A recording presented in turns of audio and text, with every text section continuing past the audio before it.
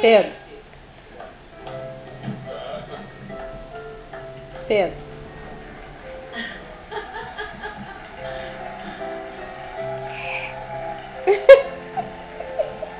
Filho, tu não gosta de bergamota, então por que tu pede? Não, eu dou.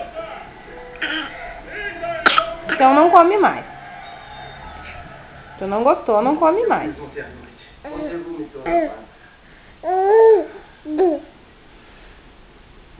Tá com coceira aí, é? Por que tu come se tu não gosta? Obrigado. Filho, por que tu come bergamota se tu não gosta? Tá com soninho? Como assim? Ela não tá brava comigo. Tem algo errado. Não. Tenta pegar um pouquinho dela da cozinha, ou então pode cartejão. E se não funcionar, podemos ver se ela tá com vermes amanhã, se quiser.